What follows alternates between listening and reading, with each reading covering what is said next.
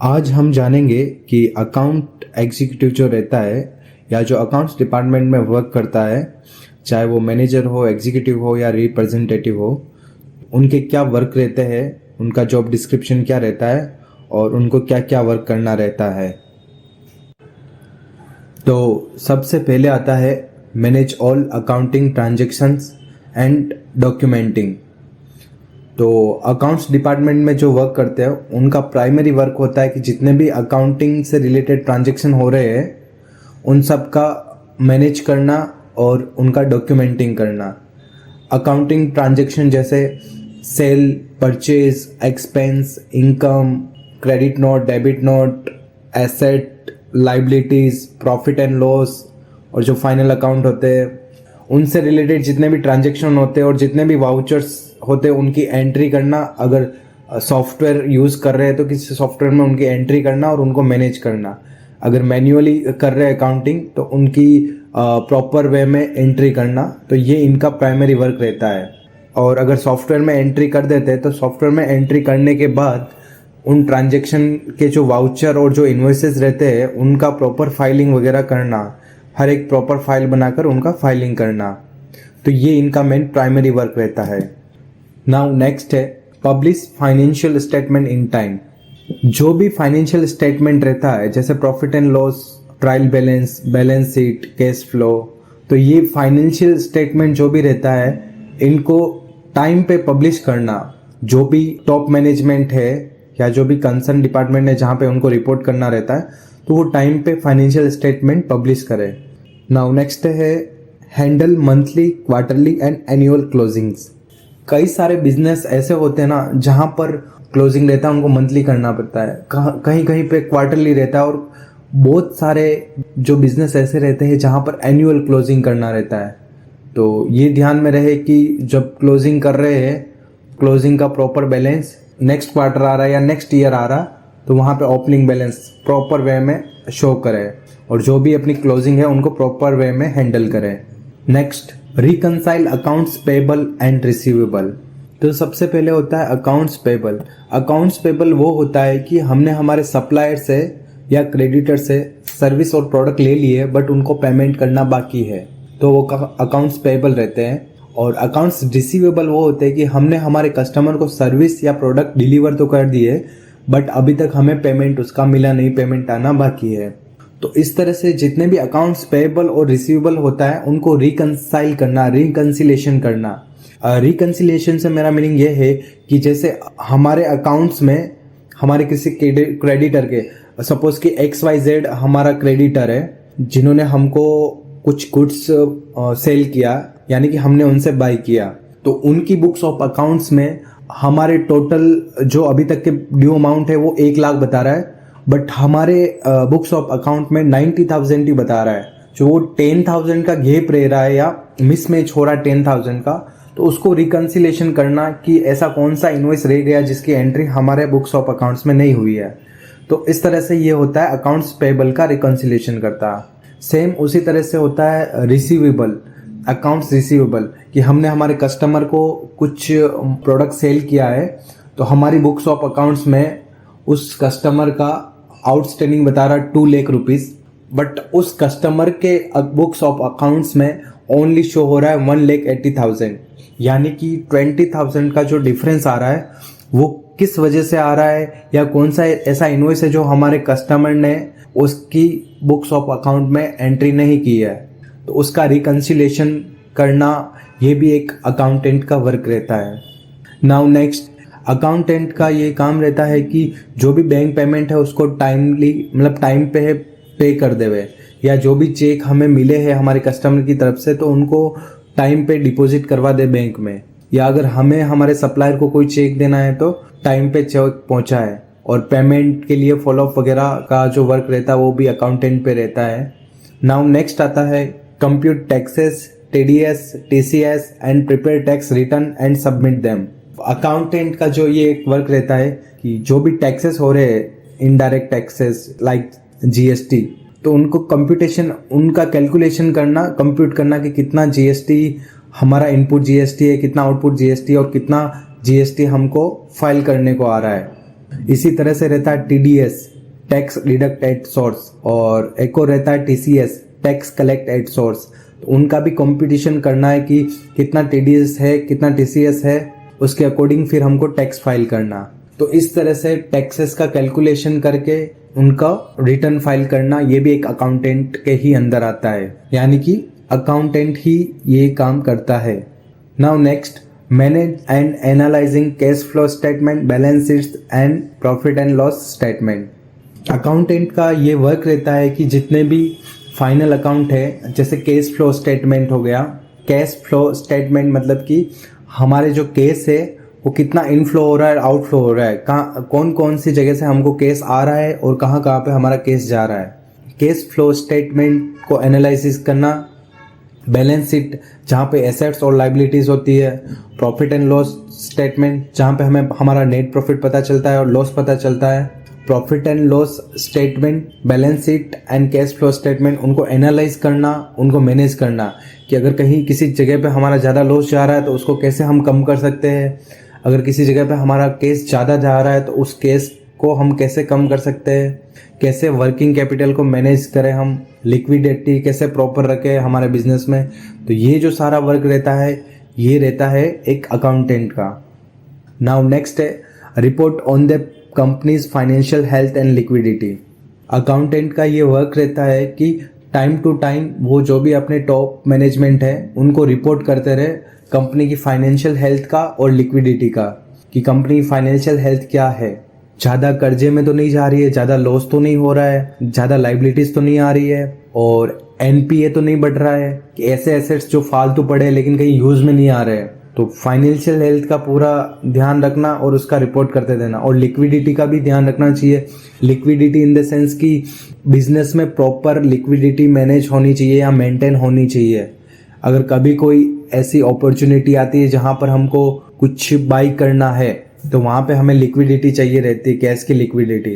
तो अकाउंटेंट ये इंश्योर करे कि लिक्विडिटी प्रॉपर मैनेज होती रहे और इनकी रिपोर्ट टॉप मैनेजमेंट को करता रहे। नाउ नेक्स्ट है audit financial transaction and document. जो सीनियर अकाउंटेंट रहते हैं तो उनका ये वर्क रहता है कि जितने भी फाइनेंशियल ट्रांजैक्शन हुए उनकी ऑडिट करें और डॉक्यूमेंटिंग करें। ऑडिट इन द सेंस कि वो सारी चीज़ें फाइनेंशियल ट्रांजैक्शन जिनका अकाउंटिंग तो हो चुका है बट उनकी ऑडिट करे, चेक करे कि प्रॉपर वे में हुआ या नहीं हुआ, या कहाँ पे क्या मिस्टेक है। तो ये भी वर्क रहता है अकाउंटेंट का। Now next, reinforce financial data confidentiality and conduct database backup on regular basis. Okay, ये बड़ी इंटरेस्टिंग चीज़ है कि अकाउंटेंट जो रहते हैं वो फाइनेंशियल ट्रांजैक्शन की जो एंट्रीज रहती है वो प्रॉपर करते हैं, जैसे sale, purchase, expense, income, cash, bank, इनकी एंट्री प्रॉपर कर रहे हैं, उनका वर्क भी कर रहे हैं। तो मोस्ट ऑफ आज के टाइम पे सारी चीज़ें सॉफ्टवेयर पे ही होती है। वो सॉफ्टवेयर चाहे टैली हो, SAP हो या कोई भी ERP सिस्टम हो गया, तो उस पर उनकी एंट्री होती है। उनका काम रहता है चलो एंट्री किया और फाइनेंस को मैनेज करना। बट उससे भी इम्पोर्टेंट रहता है कि जो वो वर्क कर रहे हैं उनका प्रॉपर बैकअप लेते रहे रेगुलर बेसिस पे, क्योंकि सिस्टम की कोई गारंटी नहीं है कि वो हमेशा ओके ही रहेगा। हार्ड डिस्क कभी भी करप्ट हो सकती है, सिस्टम कभी भी करप्ट हो सकता है। तो जितना भी हमने वर्क किया है तो हमारा सारा डेटा लॉस हो जाता है। अकाउंटेंट इंश्योर करे कि रेगुलर बेसिस पे बैकअप लेता रहे। तो ये इसका काम रहता है कि बैकअप कंटिन्यू लेता रहे, ताकि अगर एक जगह से डिस्ट्रॉय हो गया हमारा डेटा तो भी दूसरी जगह पे रहता है। और मैं तो यही कहना चाहूँगा कि एक से ज़्यादा जगह पे बैकअप रखना चाहिए। एक आप ऑनलाइन रखो और एक आप ऑफलाइन रखो, तो एटलीस्ट 2 जगह पे तो आपके डेटा का बैकअप होना ही चाहिए। और इसी में आता है फाइनेंशियल डेटा कॉन्फिडेंशियल है। जिस कंपनी में वो वर्क कर रहा है, जहाँ पे वो वर्क कर रहा है, जिस बिजनेस के अंदर, तो उसके जितने भी फाइनेंशियल डेटा है उसको कॉन्फिडेंशियल रखे, उसको पब्लिकली ना करे। और कभी भी कहीं पे भी अपने किसी दोस्त, फ्रेंड्स, रिलेटिव्स को उस कंपनी का इंफॉर्मेशन ना दे कि इस कंपनी में ये सा लॉस हो रहा है, इतना प्रॉफिट हो रहा है, ये सप्लायर है, ये बायर है, ये कस्टमर है। तो ये उसका प्राइमरी मेन इंपॉर्टेंट वर्क रहता है कि जो भी डेटा कंपनी का है उसको उस कंपनी तक ही लिमिट रखे, बाहर पब्लिकली ना करे। नाउ नेक्स्ट आता है compile with financial policies and government regulation. तो इसमें ये आता है कि जो भी फाइनेंशियल पॉलिसीज है उसके अकॉर्डिंग हमारी अकाउंटिंग हो, उसके अकॉर्डिंग हमारा फाइनेंस मैनेजमेंट हो, और जो भी गवर्नमेंट रेगुलेशन हो उसके अकॉर्डिंग हमारा वर्क हो। गवर्नमेंट रेगुलेशन के अगेंस्ट या उसके विरुद्ध हमें कोई वर्क नहीं करना है और किसी तरह की हमें अकाउंटिंग नहीं करनी है। तो जितने भी गवर्नमेंट के नए नए रेगुलेशन निकलते हैं या जो भी पॉलिसीज रहती है उसके अकॉर्डिंग हमें वर्क करना है। जैसे कि एग्जांपल, कोई XYZ प्रोडक्ट है तो वो हमें आ रहा है 18% GST के साथ, और हम अगर आगे सेल कर रहे हैं वो हम कर रहे हैं 28% GST के साथ। तो ये गलत है, एक गलत पॉलिसी है। हमेशा एक आइडियल सिचुएशन ये है कि जिस रेट में हमको आ रहा है, जिस रेट ऑफ GST में हमको आ रहा है, जो टैक्स हमें लग रहा है जितना परसेंट, सेम टू सेम वो ही टैक्स आगे लगेगा। अगर हम उस प्रोडक्ट में कोई बदलाव नहीं करते, डायरेक्ट लेके मतलब परचेज करके सेल करते हैं तो सेम रेट GST का लगेगा। तो ये एक पॉलिसी हो गई कि इसी के अकॉर्डिंग हमारा अकाउंटिंग होना चाहिए। उसी तरह से गवर्नमेंट के भी रेगुलेशन हर बार नए आते रहते हैं, कुछ न कुछ नया निकलता रहता ही है अकाउंटिंग से रिलेटेड। जैसे कि E-इनवॉइस हो गया, E-वे बिल हो गया, तो उसके अकॉर्डिंग हमें हमारा वर्क करना रहता है। नाउ नेक्स्ट आता है reconciling already documented report, statement and various transaction. जो भी हमारे स्टेटमेंट और ट्रांजैक्शन ऑलरेडी डॉक्यूमेंटेड हो चुके हैं, जिनकी एंट्री हो चुकी है, उनको रिकंसाइल कर लेना चाहिए। उनमें जो पहले से एंट्री हो चुकी है, जो ट्रांजैक्शन हो चुका है, उसमें कोई मिस्टेक तो नहीं है, उसमें कोई एरर तो नहीं है, तो उनका रिकंसिलेशन करना, और रिकंसिलेशन अगर ज़रूरत लगे तो करना। और रिकंसिलेशन उस वक्त भी हो सकता है जब कोई अकाउंटेंट चेंज हो रहा है, कि पहले का जो अकाउंटेंट था उसने किस तरह से किया, उसने जो भी ट्रांजैक्शन एंट्रीज वगैरह की है वो प्रॉपर की है या नहीं की है, तो वो एक बार रिकंसिलेशन कर लेना चाहिए अकाउंटेंट को।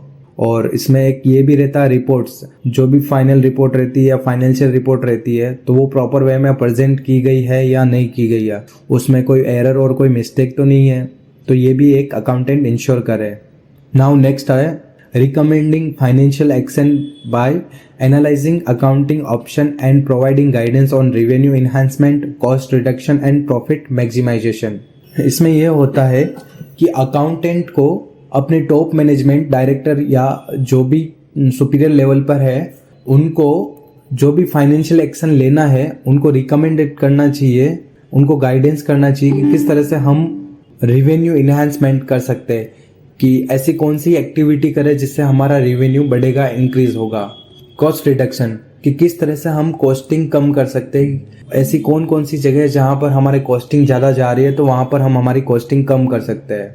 एंड नेक्स्ट प्रॉफिट मैक्सिमाइजेशन, ऐसी कौन सी जगह है या ऐसा कौन सा ट्रांजैक्शन है या ऐसा कौन सा डिपार्टमेंट है जिसको हम इतना इम्प्रूव करें ताकि हमारा प्रॉफिट ज़्यादा से ज़्यादा हो सके।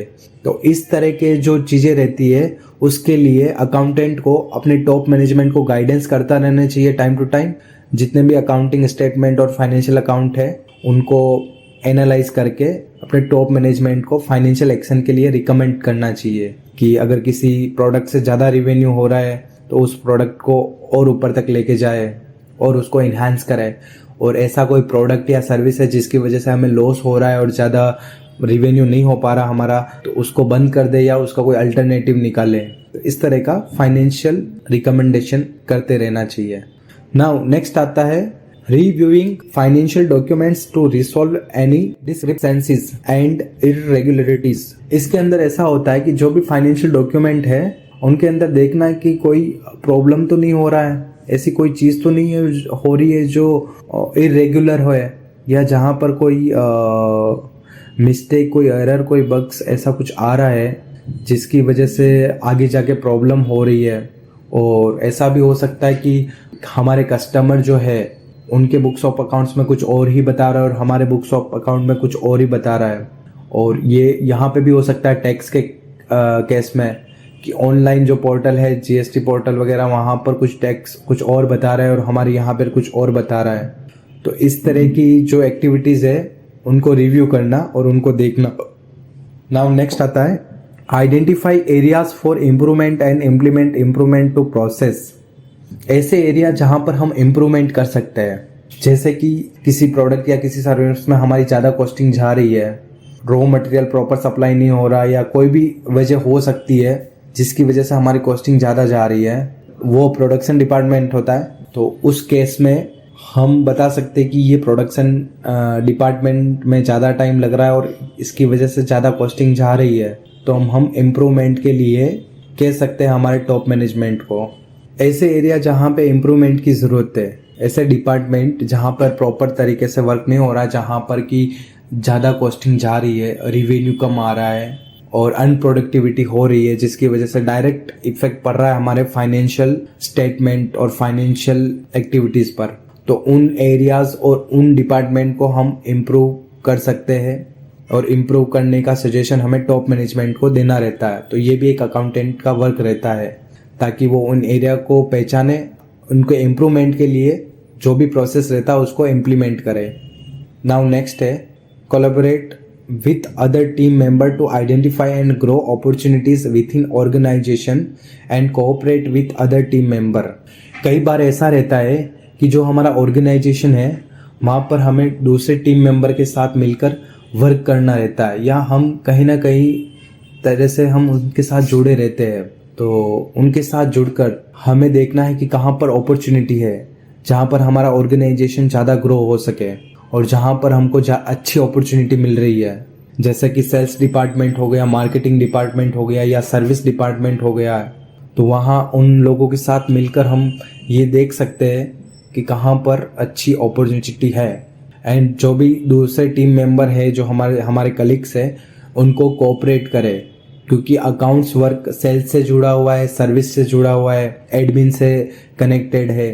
तो जो भी इंफॉर्मेशन उनको रिक्वायर्ड हो या फिर उनको किसी भी चीज़ की ज़रूरत हो हम अकाउंट से रिलेटेड, तो वो हम उनको प्रोवाइड करें।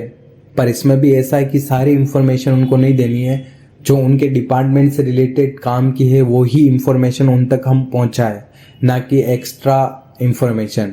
जैसे कि कोई ऐसे प्रोडक्ट्स है, टॉप 3 प्रोडक्ट्स है जिनकी अच्छी सेलिंग हो रही है, जिनकी अच्छी सेलिंग हुई है, तो वो डेटा एक अकाउंटेंट के पास रहेगा कि टॉप 3 प्रोडक्ट कौन से है। और एक और एग्जांपल है कि जैसे कि सबसे ज़्यादा कस्टमर हमारे कौन से सिटी से आ रहे हैं या कौन से स्टेट से आ रहे हैं, तो ये भी हमें अकाउंटिंग में व्यू हो जाता है। तो ये डेटा एक अकाउंटेंट के पास रहता है, जहाँ पर टॉप 3 प्रोडक्ट और टॉप 3 सिटीज़ आ जाती है। तो ये हम मार्केटिंग पर्सन के साथ शेयर कर सकते हैं। और नेक्स्ट इसमें ये भी हो सकता है कि कोई ऐसे 3 प्रोडक्ट्स है जो बहुत ही कम सेल हो रहे हैं, या ऐसे स्टेट है जहाँ पर कम सेल हो रही है, ऐसी 3 सिटी है, बॉटम 3 सिटी जहाँ पर कम सेल हो रही है। तो ये हम मार्केटिंग पर्सन के साथ शेयर कर सकते हैं कि देखिए ये 3 प्रोडक्ट है जो बहुत ही कम सेल हो रहे हैं, स्लो मूविंग प्रोडक्ट है। तो ये डेटा हम उनके साथ अगर शेयर करें मार्केटिंग वाले के साथ, तो वो वहाँ पर उन जगह पर या उन 3 प्रोडक्ट पर अच्छे से वर्क कर पाए जहाँ से अच्छी सेल आए, और वो जो स्लो मूविंग प्रोडक्ट है वो फास्ट मूविंग प्रोडक्ट बन जाए। Now next, working with the renewals team to ensure retention and close renewal contract. कई बिजनेस में ऐसा रहता है जो प्रोडक्ट और सर्विस रहते हैं वो सब्सक्रिप्शन बेस्ड पे रहते हैं, यानी कि उनको रिन्यूअल्स करवाना रहता है मंथली बेसिस, क्वार्टरली बेसिस या एनुअल बेसिस। तो जो भी रिन्यूअल टीम है उनके साथ वर्किंग करना, उसके साथ मिलकर ये इंश्योर करना कि वो टाइमली रिन्यूअल हो रहा है कि नहीं हो रहा है, उस रिन्यूअल का पेमेंट मिल रहा है या नहीं मिल रहा है, और जो भी रिन्यूअल के कॉन्ट्रैक्ट है उनको क्लोज करना।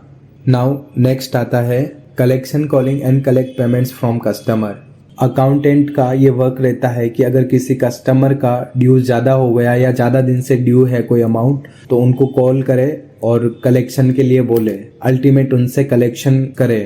अकाउंटेंट उस तरह से बात करे ताकि कस्टमर पेमेंट कर सके और उसको टाइम टू टाइम याद दिलाते रहे, उनका फॉलोअप लेते रहे ताकि कस्टमर हमें पेमेंट कर सके। नाउ नेक्स्ट आता है presenting budget and prepare budget forecast. कई सारे बिजनेस में ऐसा रहता है कि हमें बजट को प्रेजेंट करना रहता है और उस बजट को देखकर नेक्स्ट ईयर के लिए हमें बजट फोरकास्ट करना रहता है। ये भी एक अकाउंटेंट का वर्क रहता है कि वो बजट प्रिपेयर करे।